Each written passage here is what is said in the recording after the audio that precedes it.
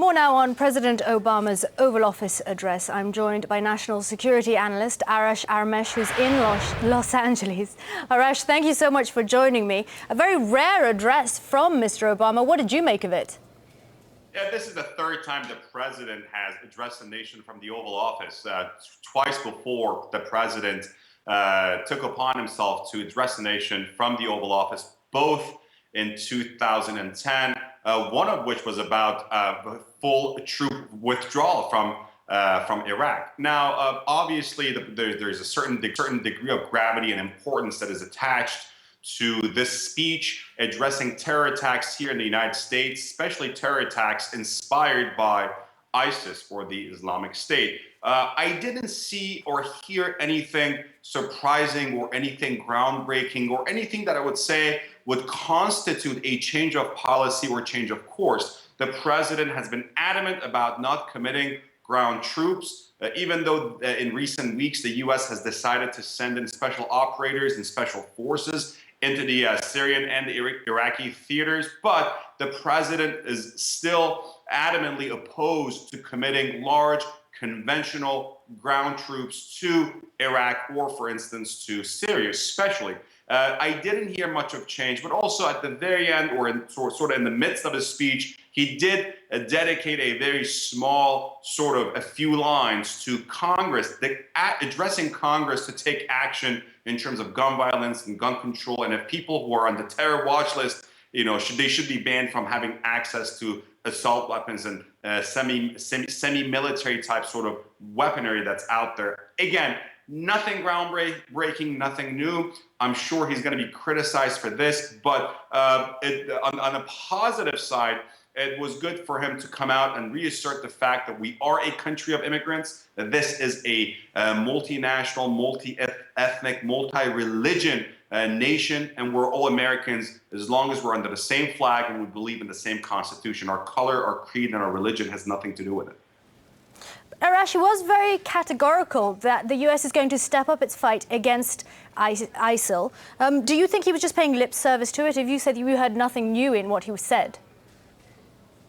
Well, as you know, since the Paris attacks, other countries in the coalition have either stepped up or their attacks and their cooperation, or new countries have joined the coalition against ISIS, for instance. So it is something that is extremely important to note, that the president here is not just paying lip service. He is trying to do what he can to win the war from the air, and also to support troops on the ground in the Syrian and Iraqi theaters against ISIL. Here's the problem. These sorts of wars are impossible to be won through air power and via air power alone. You do need to have some sort of a ground component at some point. Our main problem, especially in Syria, is that we don't have any reliable ground partners. In Iraq, for instance, to some extent, we've been able to rely on Kurdish Peshmerga in the Iraqi Kurdistan to push back ISIL, to push back extremist forces, and for us to provide air cover for the Iraqi military and also for the Kurdish Peshmerga.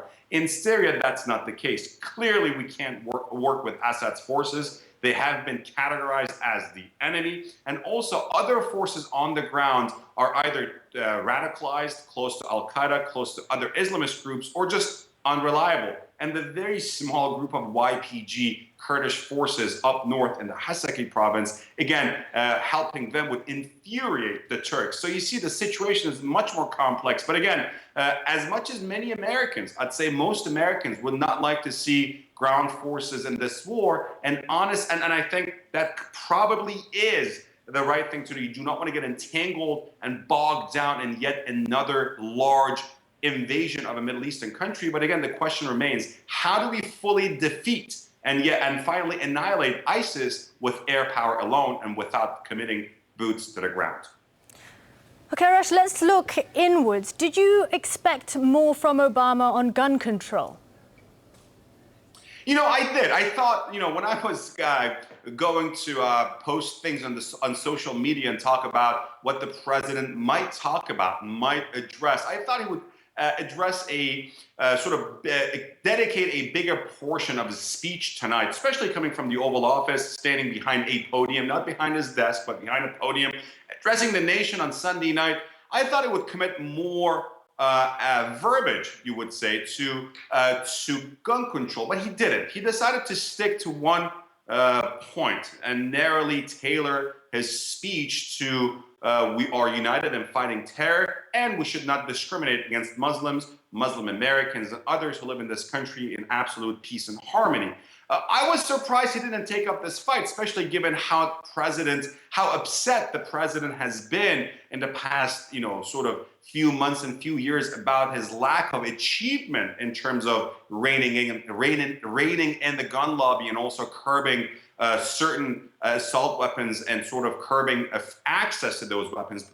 If you remember, not that long ago, when he was asked what was his biggest regret about his presidency, he answered that his lack of ability and his inability to be able to address the gun issue and the fact that we have so many gun deaths in this country is his biggest regret. So whether you are for gun control or you're against it, whether you are for the Second Amendment or you would like to see restrictions on the Second Amendment, I'd say people on both sides were a little surprised that the president did not address that, at least did not dedicate a bigger portion of his speech to the issue of gun control and gun deaths in the United States. Arash, thank you very much. National Security Analyst Arash Aramesh there in Los Angeles.